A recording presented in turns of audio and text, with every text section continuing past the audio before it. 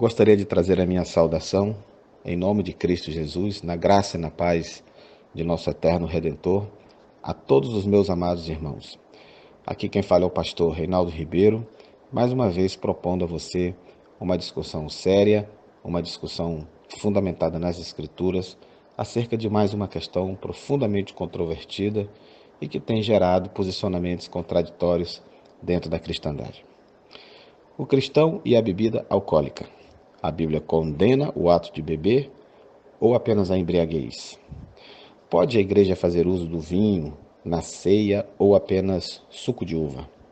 E qual é a postura que se espera de um verdadeiro filho de Deus em relação ao álcool e os seus derivados? Amados, a questão do consumo do álcool por parte dos filhos de Deus, desde os fins da era medieval até o século XX, nunca representou um problema para as igrejas brasileiras e nunca foi fonte de polêmicas por aqui. Isto porque, irmãos, com exceção da teologia liberal, que nunca foi vista como teologia aceitável pela esmagadora maioria das denominações, mesmo as mais opostas e diferentes tradições protestantes brasileiras sempre concordaram na proibição absoluta desta prática sob os mais diversos argumentos, e o mais forte dele dizia respeito ao testemunho cristão perante a sociedade. O uso de álcool ele está associado a uma série de práticas que afrontam princípios e valores cristãos largamente registrados nas Escrituras. E por conta desta inegável verdade, eu mesmo passei toda a minha mocidade na igreja sem nunca sequer ter ouvido falar que haveria um líder cristão que fosse capaz de defender tal coisa. Eram tempos bons, onde o martelo da verdade bíblica era batido e nenhuma ousadia relativista era capaz de ameaçar ou mesmo contradizer aquilo que todos na igreja viam com tamanha clareza e convicção. Só que eu permaneci neste mundo, graças a Deus, até aqui, e também presenciei uma transição generalizada que se instalou na teologia cristã, que muito rapidamente migrou do absolutismo bíblico, que eu chamo de santo fundamentalismo bíblico, para o relativismo pós-moderno, surgindo assim essa imagem caricata, tacanha, deformada e secularizada de uma igreja que a cada dia perde a sua identidade e absorve contornos e desenhos do mundo que lhe rodeia. O álcool, meus amados, está inserido neste contexto. De repente, a Bíblia deixou de ser regra para se abordar essa questão e surgiram os argumentos médicos, psicoterapêuticos, sociológicos, todos eles apoiados por uma falsa teologia que caminha a quilômetros de distância do que seja uma verdadeira exegese e pratica tão somente contextualizações e adaptações que tornem o evangelho agradável a todos e mantenham as igrejas lotadas. O marketing do sucesso empresarial entrou nas igrejas, e junto com ele, o cálice transbordante da tolerância ao álcool e seus devastadores efeitos. Muito se tem falado sobre o uso de bebidas alcoólicas por parte dos cristãos. Alguns têm defendido ardorosamente que um pouco de álcool, de modo algum, é prejudicial e que beber com moderação é recomendado até pelas Escrituras. Já outros se posicionam em campo oposto, rejeitando completamente o uso de bebidas alcoólicas, mas por vezes ficam desarmados frente a várias passagens bíblicas que, frente a um exame superficial, aparentemente autorizariam o uso do vinho. Este grave problema que se põe, que é a aparente contradição das Escrituras, que ora repudiam e ora enaltece o uso do vinho, faz com que passagens bíblicas possam ser interpretadas de acordo com propósitos colocados nos corações daqueles que as leem, e não levando em conta o propósito divino com que foram escritas. Propósito este que deve ser devidamente obtido através do contexto teológico, histórico, gramatical, usando-se assim de perfeita exegese bíblica. Frente a esta caótica situação, meus amados, nos sentimos na obrigação de propor e analisar profundamente a questão do vinho nas Escrituras e a sua influência na vida dos cristãos aqui na plataforma de debates do Grupo Teólogos da Verdade. Inúmeros são os problemas causados na vida das pessoas pela ingestão de bebidas alcoólicas. Estes problemas eles afetam desde o convívio social do indivíduo até a manutenção da sua vida e de pessoas próximas também. Existem estatísticas, irmãos, alarmantes sobre o desastre causado na vida das pessoas pelo consumo do álcool, que o tornam o inimigo público número 1, chegando a matar 25 vezes mais do que todas as drogas ilegais juntas. O álcool ele pode atingir todos os tecidos do organismo, célula por célula, pelo fato de ser completamente miscível em água, causando com isso inúmeras desordens físicas e psíquicas. O uso do álcool pode provocar aumento do peso, dependência química, impotência sexual, vários tipos de câncer, pode estimular o surgimento de outras doenças físicas graves, como, por exemplo, úlceras, cirrose hepática, hepatite alcoólica e até a esteatose hepática. Foi comprovada uma relação direta entre o aumento do número de homicídios e o aumento do consumo de bebidas alcoólicas aqui no Brasil. Eu tive acesso a uma pesquisa do IBGE, segundo a qual o consumo de cerveja passou de 25 litros por habitante para 48,4 litros por habitante. Isso no início dos anos 2000. Entre o final dos anos 70, anos 80 até o ano 2000, 20 anos. Hoje esse número está muito mais alarmante, havendo um aumento do número de homicídios por 100 mil habitantes em quantidade proporcionalmente equivalente. Segundo o Núcleo de Estudos de Violência da USP, a receita mais comum para um assassinato é uma arma na mão e alguns goles de qualquer bebida alcoólica na cabeça. E segundo esse mesmo estudo, 40% dos assassinatos ocorrem sob a influência de bebidas alcoólicas. Além disto, amados, o álcool ele está envolvido em 65% dos afogamentos, 22% dos acidentes domésticos, 77% das quedas, 40% dos assaltos, 35% dos crimes sexuais e em 30% dos suicídios. O uso de álcool ele está também estreitamente ligado às mortes por acidentes de trânsito. Dados indicam também que 1 em cada 4 famílias tem em seu seio problemas relacionados ao uso do álcool, como crianças com deficiências mentais, divórcios, violência no lar, doenças, crimes e mortes. São números impressionantes e levam à conclusão que a ingestão de bebidas alcoólicas é um dos mais sérios problemas da humanidade e tem causado o infortúnio e a derrota de milhões de pessoas. Portanto, quando nós levantamos esse tema aqui, não estamos trazendo à pauta uma polêmica qualquer.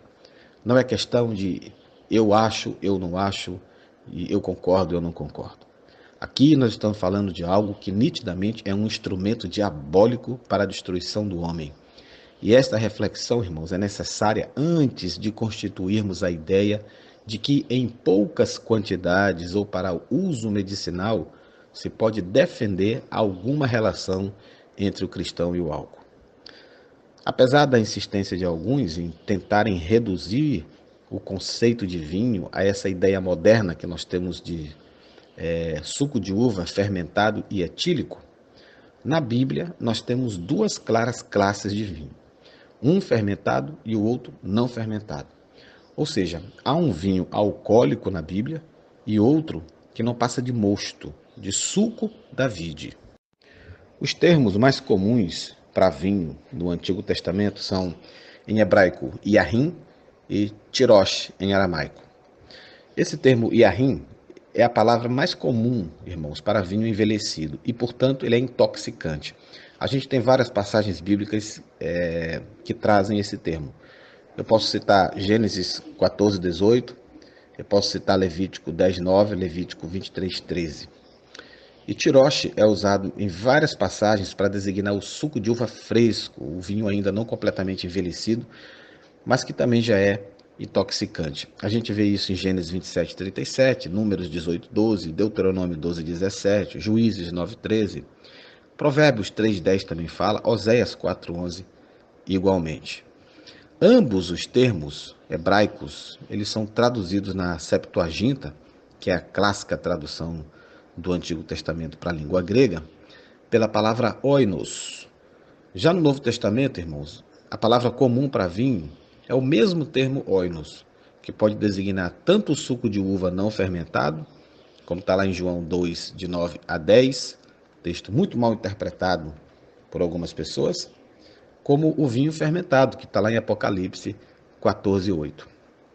Então, por sua ambiguidade, o termo tem que ser interpretado à luz do contexto em que ele aparece, inserido, e do seu significado teológico mais amplo.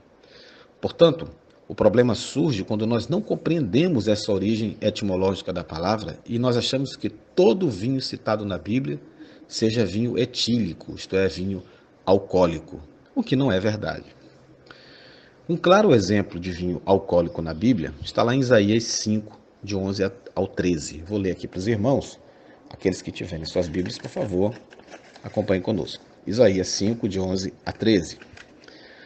Ai daqueles que se levantam pela manhã e seguem a bebedice, e continuam até a noite, até que o vinho os esquente. E harpas e alaúdes, tamboris e gaitas, e vinho há nos seus banquetes, e não olham para a obra do Senhor, nem consideram as obras das suas mãos.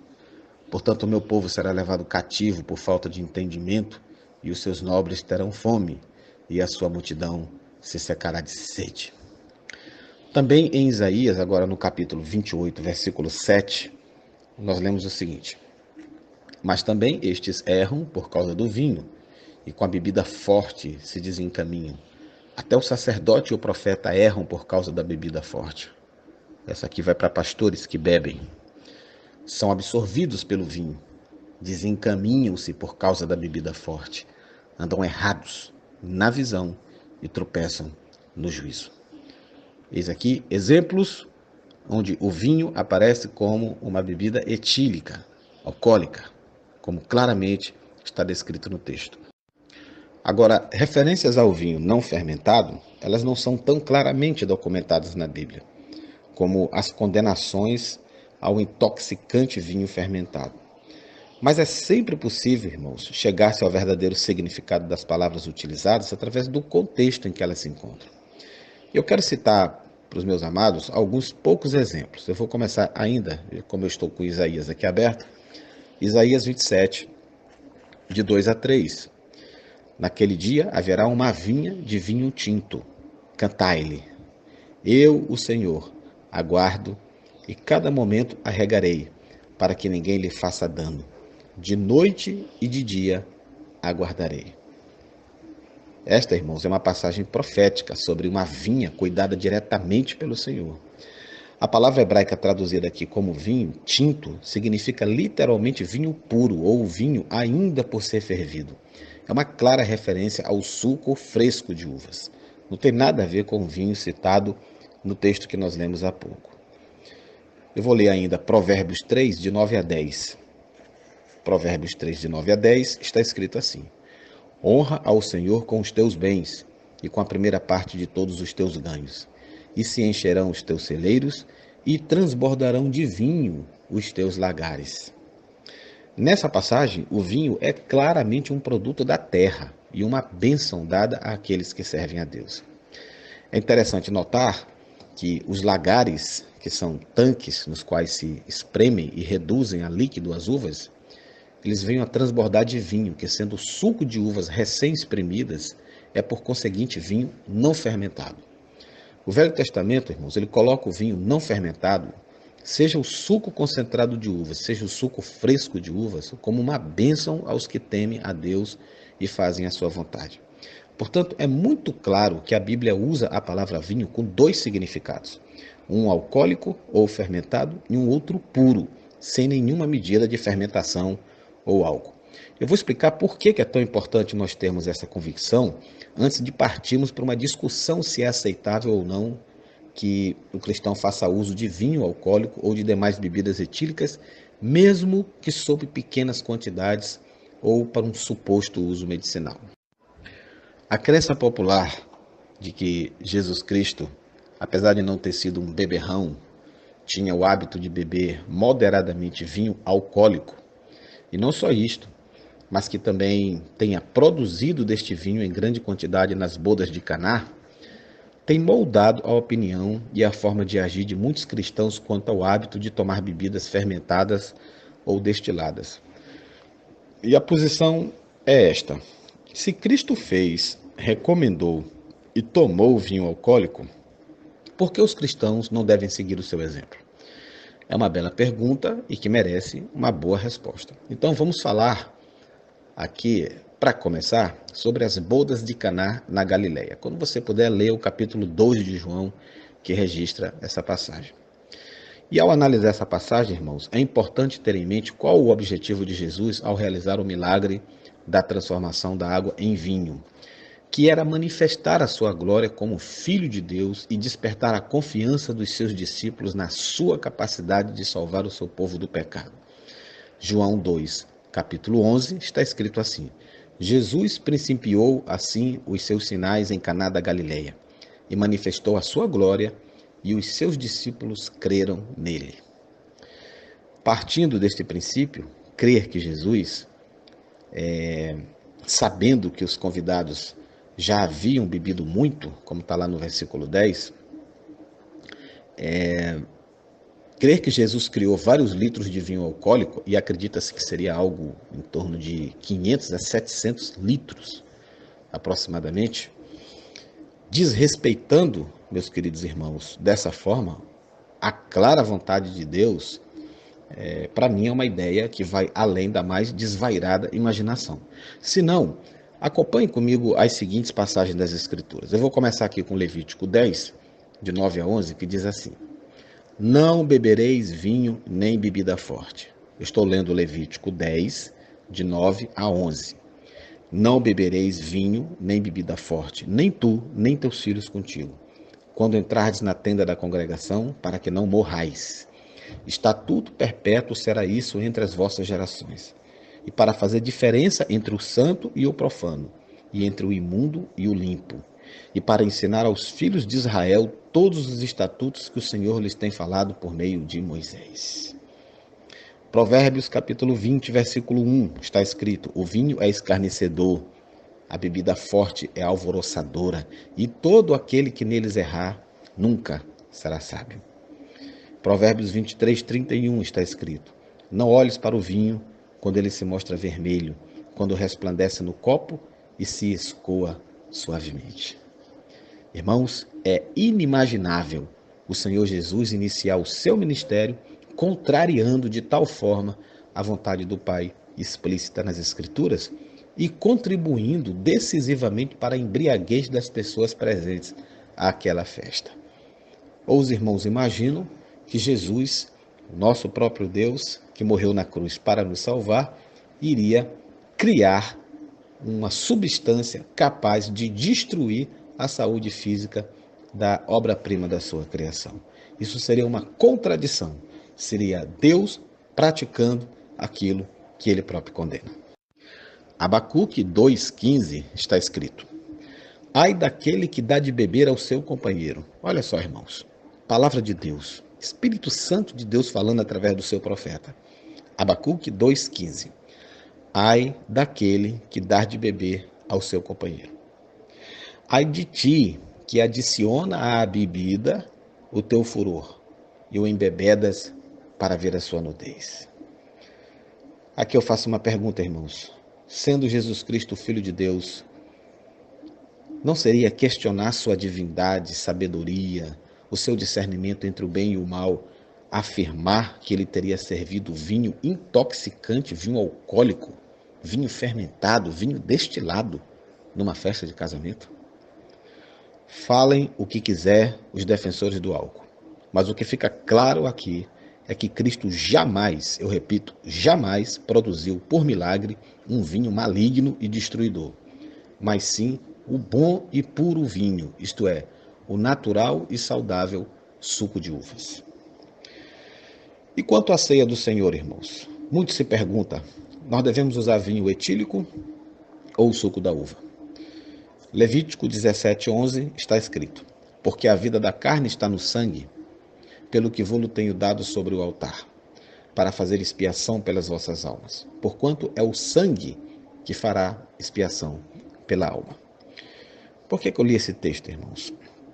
No Velho Testamento, os pecados do povo de Israel eram expiados através de um sistema de sacrifício. Os meus queridos pastores, teólogos que me escutam agora sabem muito bem disso, onde o sangue de animais era vertido com esta finalidade. Porém, ao contrário do que muitos pensam, o sistema de sacrifícios não foi abolido no Novo Testamento. O que aconteceu foi uma alteração nesse sistema. Ao invés do sacrifício de animais, tem-se agora um sacrifício muito mais excelente. Um sacrifício definitivo, um sacrifício, capaz de remir os pecados não apenas do povo de Israel, mas de toda a humanidade. O sacrifício de Jesus, o Cordeiro sem mácula, o Filho de Deus, que verteu o seu sangue como expiação pelos pecados do mundo. A Santa Ceia foi instituída por Jesus Cristo como um memorial a este sacrifício definitivo. E neste cerimonial foram instituídas as figuras do pão e do cálice. Na instituição do cerimonial, Jesus nos informa que o conteúdo do cálice é o fruto da vide. Leia comigo Mateus 26, de 27 a 29. Mateus 26, de 27 a 29. E tomando o cálice e dando graças, deu-lhe dizendo: bebei dele todos, porque isto é o meu sangue, o sangue do Novo Testamento, que é derramado por muitos para a remissão de pecados. E digo-vos que desde agora não beberei deste fruto da vide, até aquele dia em que o beba de novo convosco no reino de meu Pai. O problema aqui é o seguinte: qual é, na verdade, o fruto da vide ao qual Jesus se referiu? Vinho fermentado ou vinho não fermentado?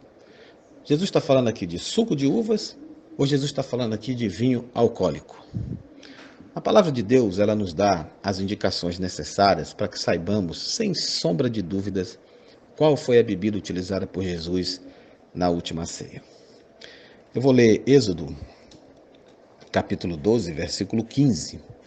Êxodo, capítulo 12, versículo 15. Moisés, sobre a comemoração da Páscoa, instrui o seguinte: 7 dias comereis pães ázimos. Ao primeiro dia tirareis o fermento das vossas casas. Porque qualquer que comer pão levedado, desde o primeiro até o 7º dia, aquela alma será cortada de Israel. Amados, o fermento nas Escrituras está associado ao pecado e às falsas doutrinas. Se não, vamos ver. 1 Coríntios 5, de 6 a 7. Não é boa a vossa jactância? Não sabeis que um pouco de fermento faz levedar toda a massa? Alimpai-vos, pois, do fermento velho, para que sejais uma nova massa, assim como estáis sem fermento. Porque Cristo, nossa Páscoa, foi sacrificado por nós. Jesus diz em Mateus 16, 6: acautelai-vos do fermento dos fariseus e dos saduceus. E no versículo 12, do mesmo capítulo 16 de Mateus, está escrito: então compreenderam que não dissera que se guardassem do fermento do pão, mas da doutrina dos fariseus. Então, o vinho fermentado e alcoólico, ele não condiz com o pão ázimo, que é o pão não fermentado, ele não condiz com a instrução de Moisés sobre o fermento, ele não condiz com a pureza necessária para que simbolizasse o sangue de Cristo, meus irmãos. Você consegue imaginar uma bebida alcoólica representando o sangue de Cristo? Vinho fermentado não é fruto da vide. É um subproduto obtido através de um processo químico de fermentação que atua sobre as moléculas de açúcar do suco, alterando suas propriedades, gerando álcool etílico, dióxido de carbono. Assim, o vinho fermentado, ele não é mais o fruto da vide, ele é agora o fruto modificado em algo diferente, é um subproduto. E como símbolo do puro e incorrupto sangue de Cristo, um subproduto modificado não seria a melhor escolha. E certamente não foi essa a opção de Jesus em momento algum. Desta forma, chega-se à seguinte conclusão: o puro e natural suco de uvas, este sim, um fruto da vide, foi o líquido utilizado para representar o sangue do nosso Senhor na instituição da Santa Ceia.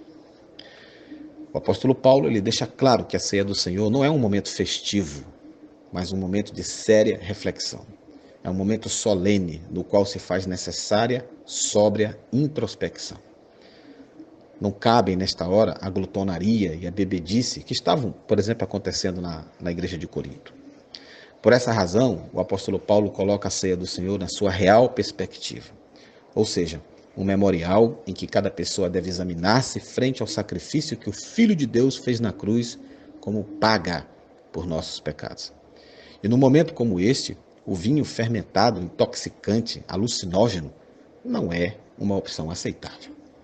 Por todas essas inequívocas indicações dadas pela palavra de Deus, eu defendo com toda veemência e convicção que o fruto da vide ao qual o Senhor se referiu é o próprio fruto espremido, o puro suco de uvas, o vinho não fermentado. Este é o cálice da ceia do Senhor e não um produto químico, que mesmo em poucas quantidades gera efeitos físicos e também pode suscitar, prestem meus amados irmãos atenção nisso, esse cálice de vinho que é servido em algumas igrejas pode suscitar um desejo de regresso ao vício para aqueles que estão na igreja justamente para se libertar de tal coisa. Assim, meus amados, até mesmo por pura responsabilidade, nenhum pastor jamais deveria autorizar o uso de vinho alcoólico na Santa Ceia. E quanto ao argumento de que Paulo instruiu Timóteo a beber vinho por motivos medicinais, esse me parece o mais fraco dos argumentos levantados pelos seus defensores. Vamos ler 1 Timóteo 5, de 22 a 23. Comecemos pelo texto. A ninguém imponhas precipitadamente as mãos, e nem participes dos pecados alheios. Conserva-te a ti mesmo puro. Não bebas mais água só, mas usa de um pouco de vinho, por causa do teu estômago e das tuas frequentes enfermidades. Meus amados, aqui Paulo instrui a Timóteo que não beba somente água, mas acrescente um pouco de vinho por razões de saúde. Alguns pontos devem chamar a atenção. Vamos lá. Timóteo era abstêmio, porque ele tomava somente água. O texto fala isso com clareza. Paulo o instrui no verso 22 a conservar-se puro. A palavra vinho, como nós já dissemos aqui na Bíblia, ela pode significar tanto vinho alcoólico como vinho não fermentado, que é o suco da uva, né? Então Paulo, em 1 Timóteo 3,3, diz que o bispo, e Timóteo era bispo, deve ser sóbrio. Somando-se todas essas informações, irmãos, a conclusão é direta. O vinho recomendado por Paulo a Timóteo era o vinho não fermentado. E como pode ser comprovado por qualquer profissional sério da área médica, o vinho não fermentado, meus queridos irmãos, ele tem muito mais valor medicinal que o vinho alcoólico. Ou alguém que me escuta neste momento seria capaz aqui de defender que o álcool seja mais saudável que a polpa pura de uma fruta? E se ainda assim houver insistência, eu lhes pergunto: quantas pesquisas existem comprovando a presença de elementos medicinais na erva cannabis ou até mesmo na própria folha da coca? Muitas, com toda certeza. Abriria isto um precedente para que o povo de Deus passasse a fumar maconha e cheirar cocaína? Logo, irmãos, se houver qualquer benefício na presença do álcool, nenhum deles suplanta seus malefícios. E estes benefícios que houverem, que porventura houverem, não estão presentes apenas no álcool, podendo, portanto, ser encontrados e usufruídos por outros meios mais saudáveis e lícitos. Eu quero fazer aqui um alerta baseado na mais pura reflexão bíblica, teológica e exegética, porque é disso que nós nos propomos aqui. Nós não estamos em meio a um ringue de ideias que conflitam, mas somos uma família de cristãos em busca de uma verdade. Por isso eu peço aos meus irmãos que acompanhem comigo algumas leituras. Vou começar com Provérbios 23, de 29 a 35. Para quem são os ais? Para quem os pesares? Para quem as pelejas, para quem as queixas, para quem as feridas sem causa, e para quem os olhos vermelhos? Para aqueles que se demoram perto do vinho, para os que andam buscando vinho misturado. Não olhes para o vinho quando se mostra vermelho, quando resplandece no copo e se escoa suavemente. No fim, picará como a cobra, e como o basilisco morderá. Os teus olhos olharão para as mulheres estranhas, o teu coração falará perversidades. Serás como o que se deita no meio do mar e como o que jaz no topo do mastro. E dirás: espancaram-me e não me doeu, bateram-me e nem senti. Quando despertarei, aí então beberei outra vez. Amados, esse texto é direto e incisivo. Não olhes e, obviamente, não bebas o vinho quando se mostra vermelho, resplandecente no copo e escoando-se suavemente. Aqueles que bebem por prazer, e há muitos cristãos que têm o disparate de afirmar isso, estão agindo pela carne, jamais pela vontade de Deus. Gálatas 5, de 19 a 21. Porque as obras da carne são manifestas, as quais são adultério, prostituição, impureza, lascívia, idolatria, feitiçaria, inimizades, porfias, emulações, iras, pelejas, dissensões, heresias, invejas, homicídios, bebedices, glutonarias e coisas semelhantes a estas, acerca das quais vos declaro, como antes já vos disse, que aqueles que cometem estas coisas não herdarão o reino de Deus. Você que é apegado a um copo de vinho, Gálatas 5, de 19 a 21 afirma que você não herdará o reino de Deus. A bebedice é condenada como uma obra da carne e quem a comete vai para o inferno.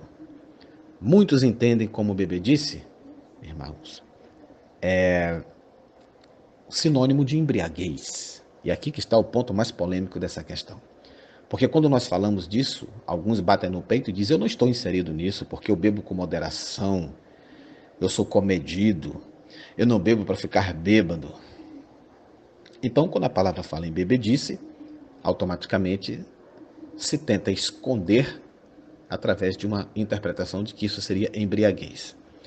Embriaguez que é somente aquele estado de depravação completa causado pelo álcool. Mas a própria medicina demonstra que o significado de embriaguez está muito além daquilo que nós imaginamos, irmãos. E o primeiro gole de qualquer bebida alcoólica é bebedice já em andamento. Porque ninguém fica embriagado sem o primeiro gole. O clássico texto de Efésios 5,18 está escrito, não vos embriagueis com vinho, no qual há contenda, outras traduções dizem no qual há dissolução, mas enchei-vos do Espírito Santo. Essa passagem ela é translúcida. Não vos embriagueis com vinho. Novamente entra aqui, irmãos, o que se entende por embriaguez. E, como acabamos de falar, não se trata somente dos terríveis estados finais da intoxicação com álcool, mas todo o processo iniciando-se pelo primeiro gole. Eu quero também fazer menção nesse texto que a palavra diz, não vos embriagueis com vinho, no qual há dissolução ou no qual há contenda. Ele não está dizendo que é na embriaguez que há dissolução. O texto não está dizendo que é na embriaguez que há contenda. Está dizendo que é no vinho. Não vos embriagueis com vinho, no qual. Portanto, a referência é ao vinho. Os amados, tomem muito cuidado e atentem muito detalhadamente para aquilo que a palavra de Deus está falando. O poder maligno está no álcool, não está na quantidade de álcool que você ingere. Se você ingere uma substância venenosa em pouca quantidade, ela é venenosa, assim como ela o seria em grande quantidade. 1 Timóteo 3, de 2 a 4, está escrito assim, convém que o bispo seja irrepreensível, marido de uma mulher, vigilante, sóbrio, honesto, hospitaleiro, apto para ensinar e não dado ao vinho, não espancador, não cobiçoso, de torpe ganância, mas moderado e não contencioso e nem avarento, e por aí vão as recomendações de Paulo. Nessa passagem, irmãos, a expressão dado ao vinho, ela quer dizer não obcecado pelo vinho, que não o procura com insistência. Como eu já demonstrei, existem dois tipos de vinho, fermentado, intoxicante e o não fermentado. Como no texto a palavra sóbrio foi traduzida da palavra grega nefalios, que tem dois significados, comedido e em ausência de álcool. Então fica claro que o pastor, que deve ser um exemplo para o rebanho, ele não deve tomar qualquer quantidade de bebida alcoólica e ainda procurar ser comedido, não dado ao vinho, não fermentado, evitando assim a glutonaria. Porque naquele contexto haviam grandes banquetes regados a suco de uva não fermentado também. Em geral, o vinho fermentado, o vinho alcoólico, estava associado à embriaguez, estava associado à depravação mais absoluta, e o vinho não fermentado, apesar de ser apenas o suco, muitas das vezes também estava associado ao pecado da glutonaria. Então Paulo recomenda que Timóteo se afaste tanto de um aspecto quanto do outro aspecto. Apesar do texto ser específico ao referir-se diretamente ao pastor, as características expostas são esperadas de qualquer cristão. Seria de se admitir que um cristão fosse repreensível, polígamo, desatento, desonesto, inóspito, inapto para ensinar, espancador e cobiçoso de torpe ganância? A resposta é não. E por que então a resposta seria sim ao se tratar da questão da bebida e de ser dado ao vinho? A resposta continua sendo não. O cristão deve ser sóbrio e não deve ser dado ao vinho, assim como o pastor. 1 Pedro 5,8 está escrito: sede sóbrios, vigiai, porque o diabo, vosso adversário, anda em derredor, bramando como leão, buscando a quem ele possa tragar. Essa passagem, irmãos, a exemplo da passagem anterior que eu li, para os amados irmãos, ela instrui o cristão a ser sóbrio. Mas, além disto, instrui o cristão a vigiar, porque o diabo está atento, pronto para tragar a quem possa. A embriaguez se estabelece, meus queridos irmãos, com o primeiro gole de uma bebida alcoólica, porque ali ele já compromete as funções mentais. Como, pois, manter-se vigilante com as funções mentais comprometidas? Meus irmãos, é biblicamente comprovado, são tantos os exemplos, até mesmo de homens de Deus que, ao ingerir bebida alcoólica, tiveram composturas absolutamente contrárias ao que estabelece a palavra de Deus. E até aqui no reino dos homens, na ciência falha humana, já é largamente comprovado que pequeninas quantidades de álcool em cada mililitro de sangue já são suficientes para que um motorista ao volante, por exemplo, seja considerado embriagado. Por que em se tratando de tomar um cálice de vinho, um copo ou dois de vinho, como eu escuto alguns cristãos dizendo, isso não constitui embriaguez? Por que a ciência diz que se uma determinada pessoa toma 2 goles de cerveja, de uma latinha de cerveja, ela já está embriagada e não pode dirigir, mas o cristão pode tomar uma taça de vinho, 2 taças de vinho, e aí ele não está embriagado?